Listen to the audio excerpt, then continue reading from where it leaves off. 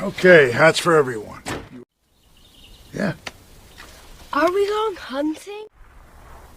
excellent. My family was moving in the wrong order.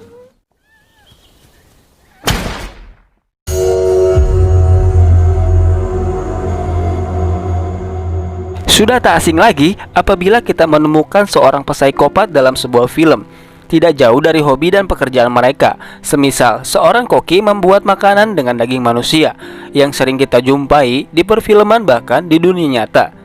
Lalu, bagaimana dengan seorang arsitek yang kerjaannya membuat sketsa struktur suatu bangunan? Dan inilah alur cerita The House That Jack Built.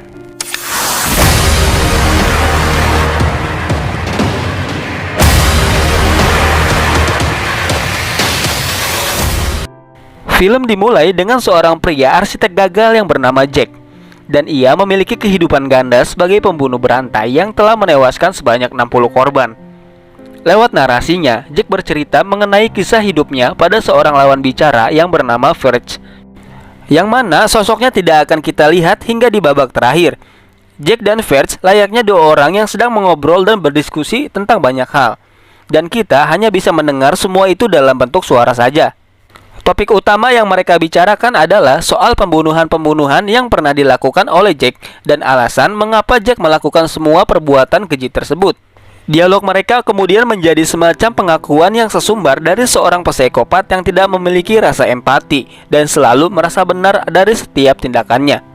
Dari semua pembunuhan yang pernah Jack lakukan, kita hanya akan melihat 5 insiden penting yang ia pilih untuk diceritakan. Kelima insiden itu dibagi menjadi 5 babak 5 pembunuhan. Dari 5 babak inilah kita seakan diajak memasuki logika seorang psikopat, menyelami ketidakwarasannya sambil merasakan degradasi mentalnya dari waktu ke waktu. Dan inilah 5 kasus yang Jack pilih secara random selama 12 tahun.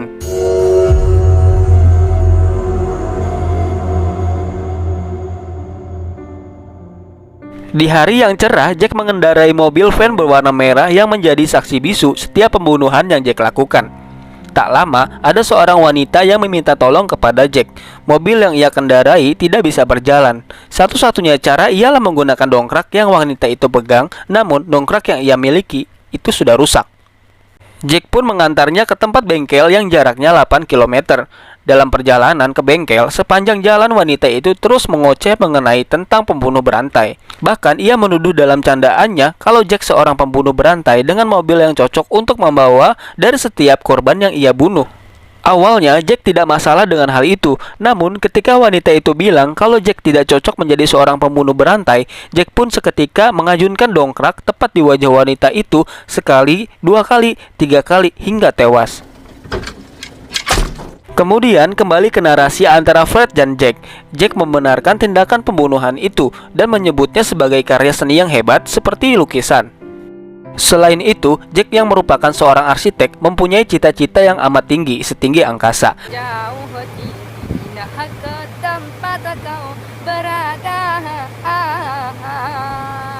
yaitu membuat bangunan yang memiliki semacam kemauan sendiri. Lalu, dengan mengikuti kemauannya, hasilnya akan menjadi bangunan yang sangat sempurna.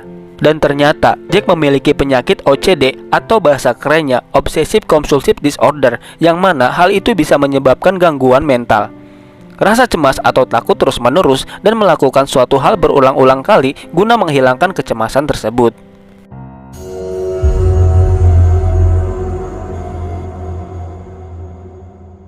Jack yang terlihat sedang mengamati, kemudian mengikuti seorang ibu-ibu yang telah belanja dari pasar swalayan.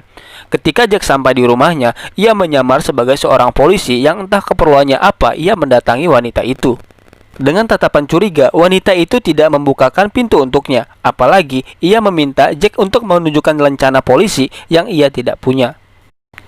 Karena suatu kecil si Jack suka makan ikan sarden, ia pun mendapat ide cemerlang ketika melihat foto penghargaan mendiang suami wanita tersebut.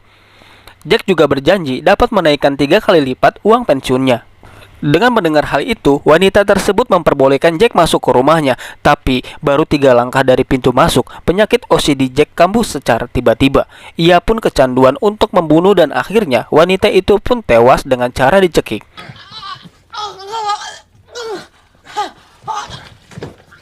Ternyata wanita itu tersebut belum tewas. Ia pun memberikan bantal di kepalanya dan memberikan minuman. Lalu dicekik lagi dan ditusuk pakai sebuah pisau tepat di dadanya.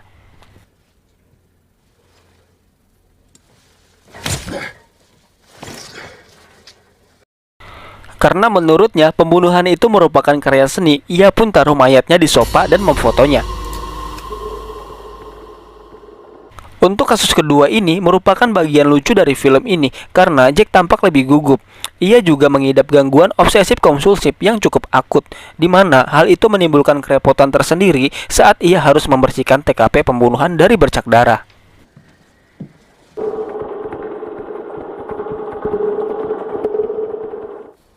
Karena ada polisi datang, ia membawa jasad wanita itu dimasukkan ke dalam kantong plastik, lalu mengikatnya di belakang mobilnya. Namun dengan cara itu malah meninggalkan jejak darah di setiap jalan. Secara tiba-tiba hujan deras turun dan menghapus jejak itu.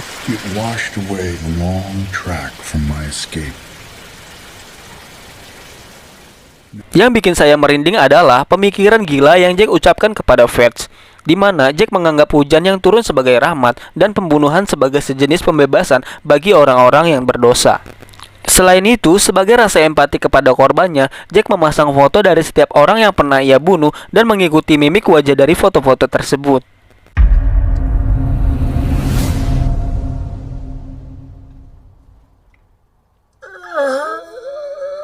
Scene pun berpindah ke masa Jack masih kecil, di mana ia mengambil anak bebek dan memotong salah satu kakinya menggunakan sebuah tang.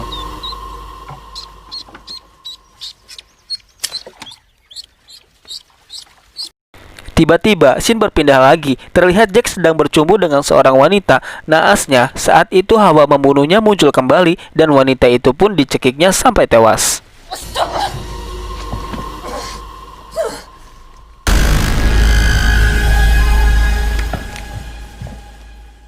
Kemudian Jack pun membawa jasadnya ke lemari pendingin. Di ruangan itu juga terdapat pintu menuju ruangan lain, namun pintu itu tidak bisa dibuka. Karena tidak puas dengan foto-foto yang dihasilkan, ia membawa mayat wanita tadi yang sudah kaku dan membeku.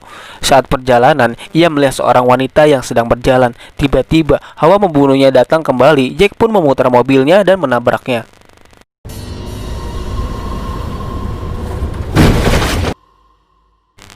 Jack pun mengambil gambar dari jasad yang ia kumpulkan tadi dan mengirim foto-foto tersebut ke koran lokal yang terkenal dengan berbagai cerita bersambungnya, dan menurutnya foto-foto ini sebagai penambah ketegangan dalam suatu cerita.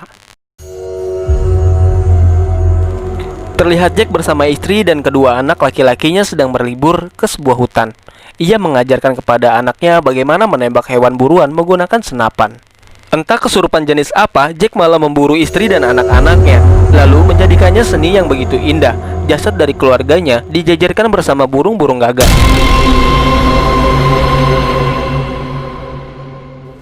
Setelah membawanya ke ruangan pendingin, Jack memberikan sentuhan seni kepada anaknya agar terlihat tersenyum.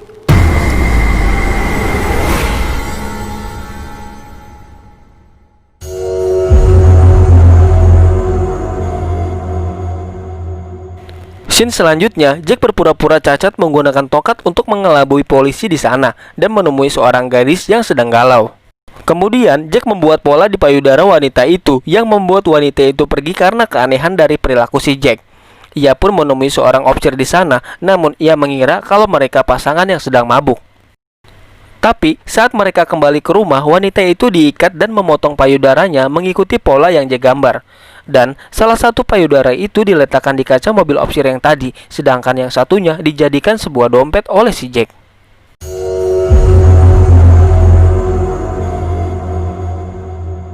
Di kasus yang kelima, Jack membawa seorang laki-laki yang masih hidup ke ruangan rahasianya.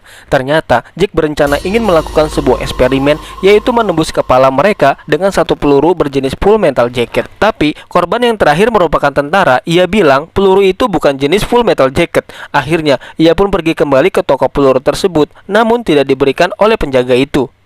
Akhirnya, Jack mendatangi seorang pria tua yang sudah tahu siapa Jack sebenarnya. Ia pun menodongkan pistol kepada Jack dan menelpon polisi. Namun dengan tipu dayanya sebagai seorang psikopat yang berintelijen tinggi, Jack pun mampu membunuh kakak tua itu dan polisi yang datang. I'm not going anywhere.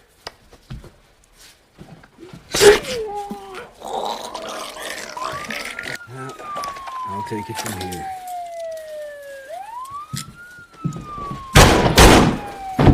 Kemudian, setelah Jack mendapatkan peluru full metal jacket, ia pun pergi menggunakan mobil polisi yang ia bunuh tadi. Namun, saat ia ingin menembak, senapan itu tidak bisa fokus karena posisinya terlalu dekat. Jack pun mengambil sebilah besi untuk membuka pintu yang tepat di belakangnya. Dengan posisi yang sempurna, saat ingin menembak, tiba-tiba ada seseorang yang memanggil namanya dari ruangan itu. Ternyata dialah Verge. Dialah yang selama ini menjadi teman mengobrolnya di sepanjang film berlangsung.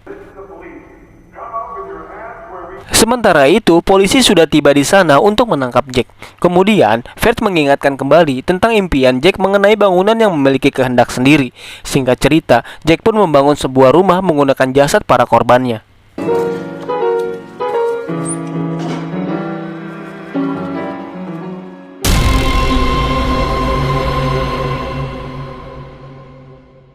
Akhirnya, mereka pun masuk ke dalam sebuah lubang sambil dihujani tembakan dari polisi.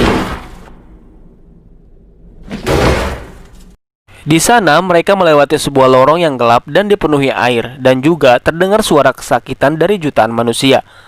Mereka berdua terus berjalan sampai di sebuah ruangan yang memiliki jendela. Sambil menatapi orang-orang yang sedang memotong rumput, Jack melihat kilas balik dari para korbannya.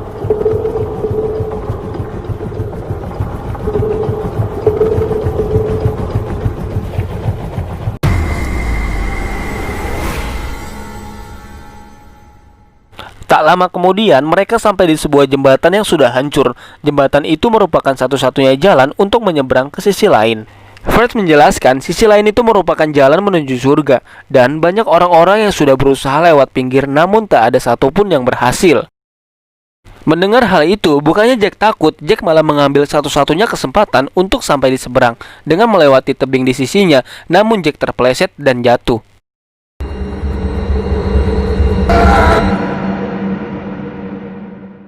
Ending yang bikin pusing 7 keliling.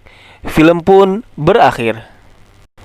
Jadi, pada dasarnya Jack dan Verge sedang membicarakan karya seni. Dan kalau dipikir-pikir lagi, suara Verge sepertinya menyuarakan apa yang sebagian besar penonton akan pikirkan soal Jack. Dan menurut gua, di saat mereka dihujani peluru oleh polisi, Jack sudah tewas dan lubang itu merupakan jalan menuju akhirat. Yang mana dalam perjalanannya mereka saling mengobrol, dan disitulah Jack menceritakan 5 kisah yang sejak awal diceritakan. Sementara Verge sendiri merupakan seorang shinigami yang bertugas mengantar jiwa dari Jack menuju tempat terakhirnya, yaitu neraka. Begitulah kira-kira alur cerita psikopat yang memiliki intelijen yang tinggi dan juga mempunyai jiwa seni dalam setiap karya pembunuhannya. Terima kasih yang sudah menonton sampai habis. Bila suka dengan alur ceritanya, silahkan like dan subscribe. Jangan lupa nyalakan loncengnya supaya tidak ketinggalan saat ada video terbaru. Sampai jumpa di video alur cerita lainnya, dan bye-bye.